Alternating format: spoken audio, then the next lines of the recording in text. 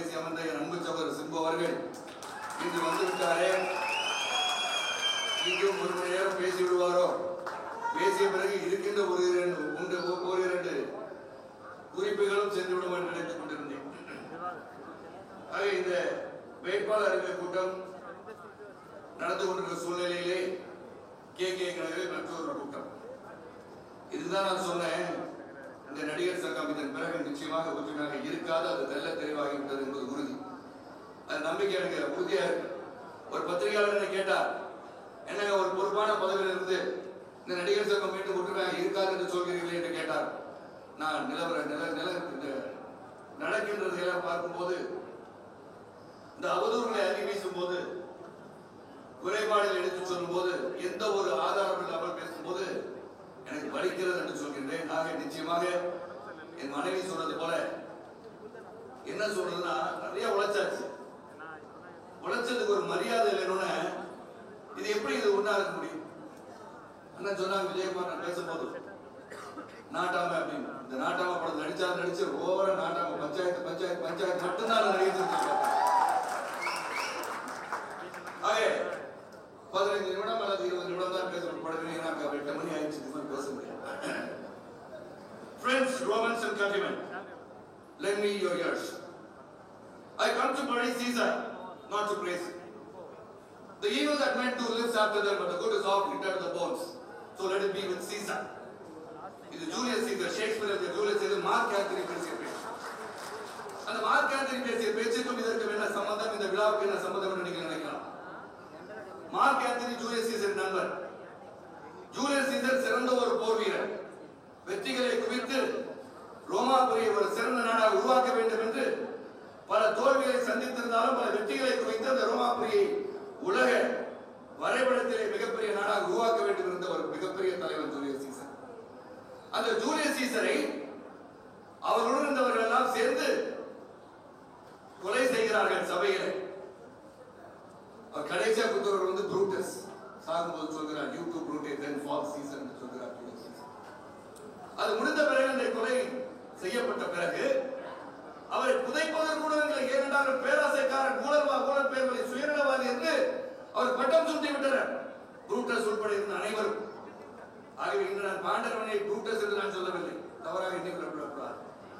ஆனா அந்த புரூட்டஸ் வந்து மக்கள் மன்றத்துக்கு செல்கிறார், அங்க போய் சொல்றார், நியாயப்படுத்துகிறார், நாங்கள் செய்தது நியாயம். ஜூலியஸ் சீசர் ஒரு பேராசைக்காரன், சுயநலவாதி என்று சொல்கிறார். அவர் பேசி முடித்து செல்லும் போது அவருடைய நண்பர் மார்க் ஆந்தனி வருகிறார். அவர் சொல்கிறார், மார்க் ஆந்தனி வந்து இங்க பேசுவாரு, எங்கேயும் போயிடாதீங்க, இருந்து கேளுங்க. அவர் வந்து சீசரோட நண்பர், சீசரை பற்றி சில வார்த்தைகள் பகிர்ந்து கொள்ள ஆசைப்பட்டிருக்கிறார், நான் அனுமதி அளித்திருக்கிறேன் என்று சொல்றார்.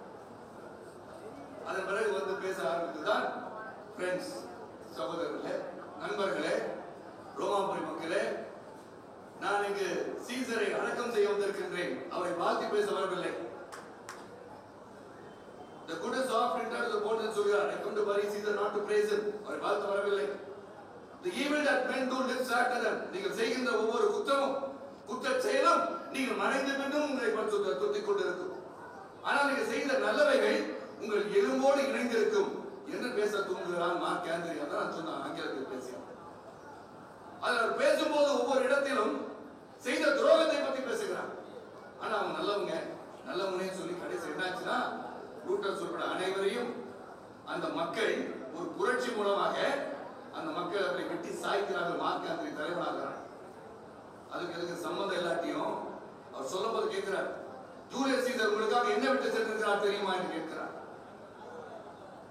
பல ஊர்களுக்கு சென்று பல போர்களில் வென்று நமது ரோமாபுரிக்காக தங்க நாணயங்களை குவித்திருக்கிறாரே, கஜானாவை நிரப்பியிருக்கிறாரே, அது யாருக்காக விட்டு சென்றிருக்கிறார் தெரியுமா? உங்களுக்காக விட்டு சென்றிருக்கிறார் சொல்றார். இத புரூட்டஸ் சொல்றாரு, அவர் வந்து பேராசைக்காரன், ஊழல் பேர்வழி, சுயநலவாதி. ஆகவே ரெண்டு சிந்திச்சு பார்க்கிறாங்க, என்ன பேசலாம், எதை பற்றி பேசலாம், எப்படி பேசலாம் சிந்தித்து பார்க்கும் போது இதுதான் ஞாபகம் வந்தது. ஒரு நல்ல மனிதனாக ஜூலியஸ் சீசர், இன்னைக்கு கேட்டா ஜூலியஸ் சீசர் நான் பெருசா நினைக்கிறேன் கூட அளவுக்கு ஜூலியஸ் சீசர் ஷேக்ஸ்பியர்ல பார்க்கும்போது அவ்வளவு பெரிய போர் வீரன் கேவலப்படுத்தி அசிங்கப்படுத்தி அவரை கொலை செய்கிறார்கள். அந்த இடத்துல மார்க் ஆந்தனி சொல்வார், இந்த இடத்தில் தான் புரூட்டஸின் கத்தி பாய்ந்தது. தோழர்களே, கத்தியை உருவும் போது ரத்தம் பீரிட்டு வெளியே வந்தது என்று சொல்கிறான். சொல்றான், ஒரு நிமிடம் எனக்காக காவலிங்க. My heart is there with Caesar. I will wait till it come back to me. என் இதயம் அங்கு இருந்து கொண்டிருக்கிறது, இதயம் வருவதற்காக காத்துக் கொண்டிருக்கிறேன்னு காத்து பேசுறார், வேதனையில் பேசுகிறார். அந்த வேதனை தான் இன்று நான் இந்த மேடையில் வந்து பேச வேண்டிய சூழல். 1952ஆம் ஆண்டு துவங்கப்பட்ட தென்னிந்திய நடிகர் சங்கம் ஒரு பாரம்பரியமிக்க சங்கம், ஒரு சாதாரண சங்கம் கிடையாதுங்க. நடிகர் சங்கத்துக்கு வந்து என்.எஸ். கிருஷ்ணன் அவர்கள், புரட்சித்தலைவர் எம்ஜிஆர் அவர்கள், அவை டி. கே. சண்முகம் அவர்கள், எஸ்.வி. சகஸ்ராம் அவர்கள், டி. என். சிவதாஸ் அவர்கள் என்று பல பெரும் மூத்த கலைஞர்கள் பாடுபட்டு கட்டியிருக்காங்க. ஆனா இவங்க வந்து இப்ப என்ன நடந்திருக்கு, நான் இன்னைக்கு பத்திரிகையாளர் சந்திப்பில் சொல்லிட்டேன், இருந்தாலும் இன்னும் சொல்ல வேண்டிய சூழல். இன்னைக்கு வரைக்கும் அந்த அன்பு சகோதரர்கள் என்ன குற்றச்சாட்டு, என்ன தப்பு கண்டுபிடிச்சீங்க? உண்மையே சொல்ற பல முறை நான் சிந்தித்து பார்த்து விட்டேன். எங்கு தவறு செய்திருக்கின்றோம், எதில் தவறு செய்திருக்கின்றோம், தவறு என்ன? ஒரு ஒப்பந்தத்தை போட்டு 29 ஆண்டுகள் 11 மாதத்திற்கு உங்களுக்கு கிட்டத்தட்ட 130 கோடி ரூபாய் வருமானம் வரும் என்று சொன்னது தவறா? நீங்க பார்த்தீர்கள், ஏரியை பார்க்கும்போது பார்த்தீங்க, சூப்பர் ஸ்டார் ரஜினிகாந்த் என்ன சொல்கிறார்? தங்க தட்டில் தக வைக்க முடியுமான்னு கேட்கிறார். 2 கிரவுண்ட் இடம் இருந்தாலே பெரிய அளவுக்கு இங்கு உருவாக்கி விடலாம், பெரிய பொக்கிஷத்தை உருவாக்கி விடலாம், பெரிய வருமானத்தை உருவாக்கி விடலாம் என்று சூப்பர் ஸ்டார் அவர்கள் சொல்லியிருக்கிறார்கள். அப்ப அவருக்கு தெரிஞ்ச விஷயத்தை நாங்களும் செஞ்சிருக்கோம், நாங்களும் பார்த்தோம். 2000 ஆண்டு 2000 நானும் விஜயகாந்த் வந்த உள்ள நான் கேட்கிறேன், அன்பு சகோதரர்களுக்கு கேட்கிறதில்லை, இங்கு போட்டி மீட்டிங் போட்டு அன்பு சகோதரர் கேட்கின்றேன். 14 ஆண்டுகள் 1986ஆம் ஆண்டு முதல் 2000 ஆண்டு வரை 14 ஆண்டுகள் என் அன்பு சகோதரர் என்னுடைய மைத்திரர் ராதாரவி அவர்கள் நடிகர் சங்கத்தின் தலைவராக இருந்தாரே, அப்போது யாராச்சும் உள்ள போயிருக்குமா? நானும் போலையே. நடிகர் சங்கம் எங்க இருக்கிறது என்று கூட எனக்கு தெரியாது, உண்மையை ஒப்புக்கொள்கின்றேன். இன்னைக்கு காந்தி சொல்றாரு தெரியுமா, அபிபுல் அவரோட எங்க இருக்கு அவருக்கு தெரியல. இலங்கை போராட்டத்துக்கு வந்த போது அவருக்கு தெரிஞ்சிச்சு, அவருக்கு காணுங்க அப்படின்னு. அது வரைக்கும் வரலன்றது உண்மையை ஒத்துக்கிட்டார். ஆக அன்பு சகோதரர் ராதாரவி நினைத்திருந்தால் அன்னைக்கு விட்டுட்டு போயிருக்க வேண்டியதானே? யார் கேட்டா?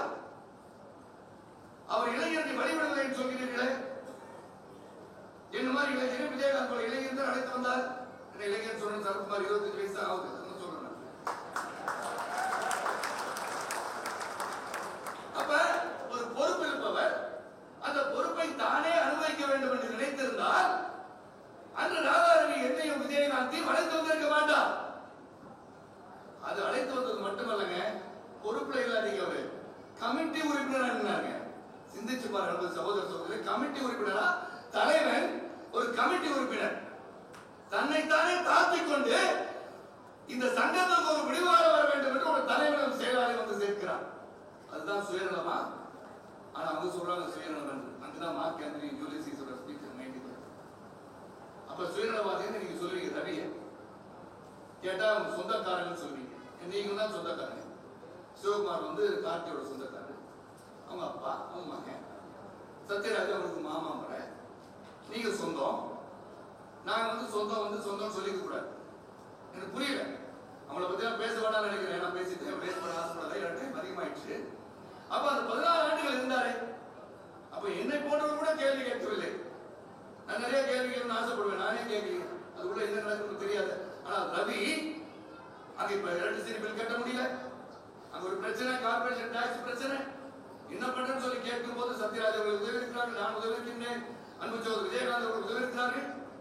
அப்படியெல்லாம் அந்த சங்கத்தை கட்டி காத்து எங்கிட்ட வந்து கொடுக்குறாரு. நீங்க நடந்துங்க, நீங்க வாங்க அப்படின்னு அழைத்து வர பண்பு இருந்தவர் ராதாரவி என்று சொல்லி நான் பெருமை கொள்கின்றேன். வந்த பிறகு 2000 ஆண்டு நான் வந்து 2 ஆண்டுகள் 2 முறை செயலாளர். பேங்க்ல 4,25,00,000 4,25,00,000 கடன் ஆண்டு இருக்கு, யாராலையும் அதை முடிக்க முடியல. ரவி சொல்கிறார், பேருந்து கடன் அடைக்கணும் முதல்ல. அந்த கடனை அடைப்பதற்காக அப்ப நான் வந்து இன்னைக்கு இவங்கள விட இன்னும் சூப்பர் லெவல்ல எடுத்துட்டு இருக்க நடிகர். நினைச்சதாக என்னால முடியாது, கால நேரத்தில் போயிட்டு மேனேஜர் வீட்டில் உட்கார்ற வேலை அப்படி கேட்டனா கேட்கல. போனேன், 4,25,00,000 கடனை 1,25,00,000 குறைத்தது சரத்குமார். நீங்க கலை நிகழ்ச்சி நடத்தி எல்லாரும் போய் ஒத்துழைத்து நாம் கொண்டு வந்த பணம் அங்க வந்து 1 கோடி கிட்ட தான் வந்துச்சு. 1 கோடி தான் வங்கியில போட்டோம். வங்கியில கட்டணும். ஆனா நான் குறைத்தது 3,75,00,000, நீங்கள் வாங்கி வந்தது 1,75,00,000. நான் குறைச்சது பெருசா, வந்ததுக்கு பெருசா, சிந்திச்சு பாருங்க. ஆகவே குறைத்த பிறகு 2000 இருந்து 2010 வரைக்கும் எங்க போனீங்க நீங்களா? ஒரு முறையாவது நீங்கள் சங்கத்திற்கு வந்திருக்கிறீர்களா? ஒவ்வொரு முறையும் பொதுக்குழு நடக்கும் போது அன்பு மைத்துனர் ராதாரவிகள் பேசும்போது யாரும் வரலையே, ஒருத்தர் வரமாட்டேன்றாங்க, முன்னாடி கதாநாயகர் இல்லையே, கதாநாயகர் இல்லையே என்று வருத்தப்படும் போதெல்லாம் நான் கடைசியா இதே மாதிரி இறுதியாக பேசும்போது இல்ல இல்ல ஷூட்டிங் போயிருப்பாங்க, பிஸியா இருக்காங்க, உங்க சங்கத்து மேல அன்போட தான் இருக்காங்க ரவிகள் சொன்னாலும் வருவாங்க, ஒரு நாள் வருவாங்க வருவாங்கன்னு சொன்னவங்க தான் இந்த சரத்துக்குமா. ஆக அந்த 10 ஆண்டுகள் எங்க போனீங்க? 10 ஆண்டுகள் என்ன நடக்குதுன்னு தெரியாது உங்களுக்கு. இது கடன் அடைச்சிட்டீங்க, வைப்புணர் இருக்கிறது, இருப்பில் இருக்கிறது, பிக்ஸட் டெபாசிட் இருக்கு. அதுக்கப்புறம் யாராவது ஒருவர் இந்த 10 ஆண்டுகளில் யாராவது ஒருவர் நீங்க கடிதம் எழுதுறீங்களா? இப்ப எழுதுறீங்களா கடிதம், கையெழுத்து வேட்டை நடத்துகிறீர்களே, ஏன் அப்ப ஒரு கடிதமாச்சு எழுதி இந்த மாதிரி எங்களுக்கு நல்ல ஒரு திட்டத்தை வகுத்திருக்கின்றோம், நாங்க ஒரு பவர் பாயிண்ட் பிரசன்டேஷன் கொடுக்கிறோம், இந்த வளாகத்தில் ஒரு சிறந்த ஒரு வருமானத்தை ஈட்டுகின்ற ஒரு வளாகத்தை உருவாக்கி விடலாம் என்று நீங்க என்னைக்காச்சும் கேட்டிருந்தா சொல்லுங்க, நான் இப்ப விட்டு போயிடுறேன். இந்த அர்த்தம் ஒருத்தர் சொல்லிருப்பீங்களா? உங்களுக்கு கேட்கிறேன், என்னைக்காச்சும் ஒருத்தர் சொல்லி நானும் ராதாரவியும் நீ யார் சொல்வதற்கு வெளியே போட்டு சொல்லி இருப்போமா? நம்ம சொல்லுங்க. உங்களுக்கு நடிகர் சங்கம் எங்க இருக்குன்னே தெரியாது உங்களுக்குலாம். இன்னைக்கு கேள்வி கேட்கிறீங்க, ஏன்னா உங்களுக்கு பர்சனல் வேண்டாட்டா, your personal vengeance against Sarathkumar. தைரியமா சொல்லுவேன். சிசிஎல் பத்தி சொல்றாரு, சிசிஎல் பத்தி தெரியுமா விஷாலுக்கு? செலிபிரிட்டி கிரிக்கெட் லீக் அவரோட தான் சொந்தக்காரங்க உட்கார்ந்து இருக்காங்க. அங்க ரிஸ்க் கையெழுத்து போட்டது நாடு, நீங்க டீம்ல ஆட வந்தீங்க. ஆனா இவர் சொல்றாரு, அடுத்த முறை நாங்க அதிகமா பணம் கேட்டு நடிகர் சங்கத்துக்கு கேட்பானு. நீங்க பணம் வாங்காமையா விளையாட மாட்டேங்கிறீங்க? கிரிக்கெட் ஆடுறதுக்கே பணம் வாங்கி தானே விளையாடுறீங்க. எங்க கம்பெனி 35 கோடி ரூபாய் லாஸ்ல இருக்கீங்க சிசிஎல். உங்களுக்கு தெரியுமா Vishal? Celebrity cricket league is the loss of 35 crores. Do you know that? ஆனா நீ அதிகமா சம்பளம் கேட்பாங்க. இப்போ அதுல கூட நான் என்ன பண்ணேன், கம்பெனியோட பாடி ரெடாடல பங்குதாரர் அவங்க ரிஸ்க் எடுத்து பணம் போட்டிருக்காங்க. அந்த கம்பெனி எப்படா முதுகெலும்பு கூட மேல நிறுத்தலாம் நினைச்சிட்டு இருக்கோம். இது அதிகமா பணம் கேட்பாங்க. அக்கா கூட என்ன பண்ணனா 10 வருஷம் அக்ரிமெண்ட் போட்டு கொடுத்தேன் நடிகர் சங்கத்துக்கு. வருடம் நமது சங்கத்தின் உறுப்பினர்கள் கிரிக்கெட் ஆடுவதற்கு 25 லட்சம் ரூபாய் நீங்க சங்கத்துக்கு தரணும்னு சொல்லி 25 லட்சம் ரூபாய் வருடம் தோறும் நடிகர் சங்கத்துக்கு வாங்கி கொடுக்கணும் சார். இதான் சுயநலமா? இதான் பேராசையா? நீங்க கிரிக்கெட்ல கேப்டனா இருக்கலாம், அங்க நீங்க விளையாட, அங்க கூட பாவம் அப்பாஸ் விளையாடிட்டு இருந்தாங்க நல்லா. உனக்கு கிரிக்கெட்டே விளையாட தெரியாது. உண்மையா சொல்றேன், இது வரைக்கும் பேசுவாங்க. உனக்கு கிரிக்கெட் பேட்லாம் தெரியுமா? பார்த்திருப்பியா? கிரிக்கெட் விளையாடுற கேப்டன் நீ போனா 11 ஆக்கிட்டாரு உங்க முதலாளி. அதோட நீ பெரிய கேப்டனோட ஒரு பெரிய கேப்டன் தான் கேப்டன். அதே அந்த டீம் வச்சுட்டு தான் நிக்கிறாரு. நீ அந்த டீம் மட்டும் தான் இங்க நிற்கும். விக்கெட் கீப்பர் கூட நிப்பாரு, ஃபாஸ்ட் பவுலர் கூட நிப்பாரு, ஓப்பனிங் பேட்ஸ்மேன் கூட நிப்பாரு. ஆனா அவங்க கூட கலைவர் நிக்கிறதா நினைத்த எங்க நாடக கலைஞர் ஒரு பக்கம் நிற்கிறார்களா? சிந்தித்து பார், யார் நிக்கல? இப்ப போறாரு. இன்னைக்கு உண்மையில ரொம்ப வலிக்குது. நீங்க இவ்வளவு நாள் எந்த ஒரு நிகழ்ச்சிக்கு வந்தது இல்லையே. இந்த நிகழ்ச்சி வந்தீங்க. அன்பு சகோதரர் முரளி அவர்கள் என்னுடைய செயற்குழு உறுப்பினராக இருந்து மறைந்தாரு. எவ்வளவு பேர் வந்தீங்க கேட்டா, ராதாரவி அவர்கள் தேனாம்பேட்டையில் சாவுக்கு போவாரு, கோடம்பாக்கு சாவுக்கு போவாரு, வெட்டியான் வேலை பண்ணிட்டு வெட்டியான் என்ற அன்பு சகோதரர்களை இழிவுபடுத்திருக்கிறார். It is a cognizable offense, non-bailable offense. போனா பதில் சும்மா இருக்காங்க. என் அன்பு சகோதரர் வெட்டியான் கிடைத்தை சேர்ந்த சகோதரர்கள் அமைதி காத்து வருகிறார்கள். இன்னைக்கு அவர் மேல ஒரு கேஸ் போட்டாங்கன்னா it's a non-bailable offense. Mister Vishal, அதான் ஸ்ரீசேகரம் காதல ஓதுறாரு அந்த வீடியோல. don't say நினைச்சவனா நாளைக்கு கேஸ் போடுவேன். நான் ஒரு இனத்தை நீ பரிகாசம் செய்திருக்கிறாய். வெட்டியான சாதாரண ஒரு இதா? இறுதி சடங்கை செய்பவர் அவர், நமக்கு மரியாதை கொடுத்து அனுப்புபவர் அவர். நீ வெட்டியான இழிவுபடுத்துற.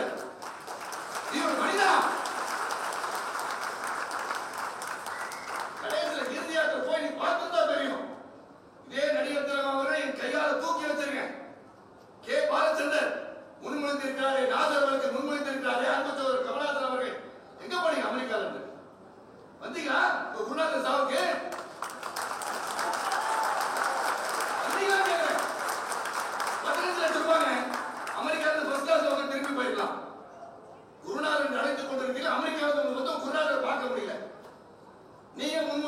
வேடிக்கை பார்த்துக்கணும்.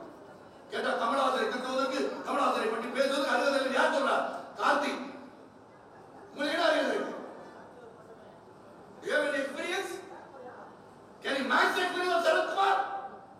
Can you match the intelligence of Sarath Kumar? Can you come to one-to-one debate with Sarath Kumar? It's stopping you. என்ன பேசுறீங்க இந்த? ஏதோ சும்மா அமைதியா போறான், சும்மா வந்து சீட்டி பார்த்துட்டு இருக்கீங்க. நானும் பார்த்துட்டு தான் இருக்கேன். ஒரு கீழத்தனமான ஒரு கேள்வி என் மனைவி பார்த்து கேட்கிறார். யார் கேட்கிறாரு? சிவகுமார் அண்ணன். ஒரு வார்த்தைக்கு ஒரு சிவகுமார் அண்ணன் சொல்றவங்க கேட்கிறாரா? என்ன கேட்டிருக்காரு தெரியுமா? வேதனையா இருக்குங்க. அன்னைக்கு என்னுடைய கோபத்தை அடக்கிக் கொண்டிருந்தேன்.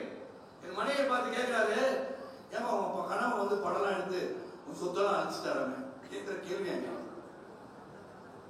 அப்படிப்பட்டவனா சரத்குமார்? என் சொத்தை எழுதி கொடுத்து என் மனைவி சிறப்பா வாழ நினைக்கிறவன் நானே.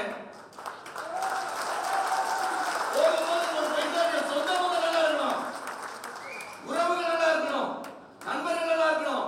கொடுத்தவங்க நான் தான் உண்மையான கருமை. கேள்வி நேரா வீட்டுல போய் கேட்டுப்பேன். சிவகுமார் பார்த்து பேசுங்க சொல்லிருப்பாங்க. அண்ணன் கூப்பிட்ட ஒரு மரியாதையா விட்டாங்க அவரை. நான் போய் என் பொண்டாட்டி சொத்தை வித்துவனா? விக்கிற வழிகளை பண்ணுவனா? கேவலமான மனிதனா? உடலில் வலிமை இல்லையா? 61 வயசு 25 வயசு பையனை நேருக்கு என்று சந்திக்கக்கூடிய பையன் கேவலமான பேச்சு வாயை போட்டுட்டு இருக்கிறானே. சீனியர் நடிகர், மூத்த கலைஞர் என்று வாயை போட்டுட்டு நான் உட்கார்ந்துருக்கணும். ஐயோ ஒரு பெரிய மனுஷன், அவரை பத்தி பேசக்கூடாது. என்னமா உன் சொத்தெல்லாம் வந்து நீங்க வந்து அவன் கொடுத்துட்டியாம? என்ன ஒரு கீழத்தனமான ஒரு கேள்வி சிவகுமார். வேதனையா இருக்கு நீ சொல்றேன். தைரியம் என்ன வந்து கேளு. ஏமா என்னோட தங்கச்சி சொத்தெல்லாம் வித்துட்டியான்னு கேளு. ஏன் என் பொண்ணு போய் கேட்கல? தைரியம் இந்த ஆம்பளை வந்து கேளு, பொம்பளை போய் கேட்காத.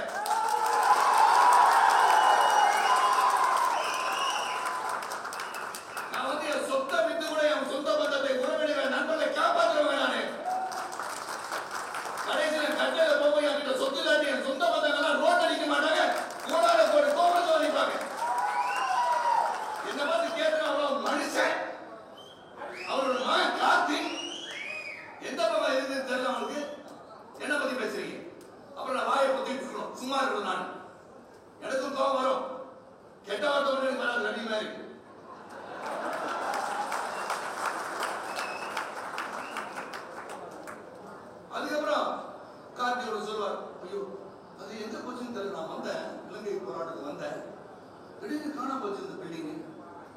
அப்படி அந்த பக்கமே வரல. இப்ப ஏன் வரீங்க? அன்னைக்கு பத்திரிகையாளர் சந்திப்பிலே சொன்னேன், நீங்க வந்து பொதுக்குழு போல செயற்குழு போல அங்க ஒப்புதல் வாங்கல, எதுவுமே வாங்கல, எல்லாம் வாங்கினது வந்து டேட் வரையே போட்டு கொடுத்தோமே. அதன் பிறகு நீங்க டெமாலிஷன் பிளான் கிடையாது, நீங்க அதுக்கு ரெசிப்ட் 10,438 ரூபாய் கட்டதை காமிச்சேன். பத்திரம் வித்துட்டீங்கன்னு சொன்னீங்க, இடத்த வித்துட்டீங்கன்னு சொன்னீங்களே, அது இடத்தோட பத்திரத்தை காமிச்சேன். இன்கம் டாக்ஸ் பத்தி சொன்னாங்க, செக்ஷன் 12A நடிகர் charitable trust registered like section 12A. அது வந்து we are exempted from tax, so we don't have to file a return for நடிகர் சங்கம் சேரிட்டபிள் ட்ரஸ்ட். அதன் பிறகு நம்ம நடிகர் சங்கம் ஃபார்மேஷன் பண்ணது அந்த செக்ஷன் 12A அது இல்ல, அது வந்து ஒரு பர்சன் ஆர் பர்சன்ஸ் அப்படின்னு சொல்லுது. சட்டம் சொல்கிறது, சட்டத்தை படிக்கல நீ. இவனா மேல்நாட்டுல போய் MBA படிச்சியா படிக்கல யாருக்கு தெரியும்? நான் படிச்ச பிஎஸ் இவன் சொல்லி படிச்ச MBA படிச்சு. அப்ப இன்கம் டாக்ஸ் படிச்சிருக்கணும், இன்கம் டாக்ஸ் ஆக்ட் படிச்சிருக்கணும். 139 very clearly states that the laws is there for a person or persons or association, you don't have to file income tax. சாவணத்தை நடத்துகின்றோம், கட்சியை நடத்தி கொண்டிருக்கின்றேன், சட்டமன்றத்தில் இருக்கின்றேன், பாராளுமன்றத்தில் சென்றிருக்கின்றேன். அறிவோட பேசிருக்கீங்க. அறிவு இல்லாம பேச மாட்டேன், தெரியலன்னு சொல்லுவேன். தெரிஞ்சுக்க கத்துக்க ஆசைப்படுவேன். கத்தது கைமண் அளவு, கல்லாதது உலகம் என்று சொல்வார்கள். கத்துக்கொண்டிருக்கின்றேன். இந்த மாதிரி எல்லாம் தெரிஞ்சவன் நான் சொல்ல மாட்டேன். இன்னும் நிறைய விஷயம், உலகத்தை எவ்வளவு விஷயம் இருக்கு கத்துக்கிறது. 25 வயசு தான் ஆச்சு.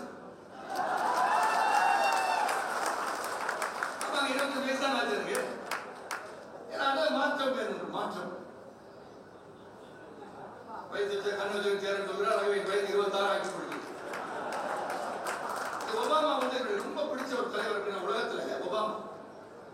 அந்த ஒபாமா மாற்றம் என்று சொல்கின்ற அந்த வார்த்தையை, சேஞ்ச் என்ற வார்த்தையை சொல்வதற்கு முன்பு ஒரு மனிதன் சொல்லியிருக்கிறார் என்று சொன்னால் அது சுப்ரீம் ஸ்டார் சரத்குமார்.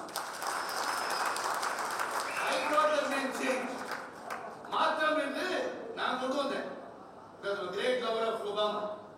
அவருடைய பேச்சுக்கெல்லாம் பார்த்திருக்கின்றேன். மனைவிடம் ஒரு நாள் சொன்னேன், சிங்கப்பூர்ல இருக்கும்போது சொன்னேன், ஒரு நாள் ஒரு பிரசிடென்ட் ஆயிடுவார் போல இருக்க, இந்த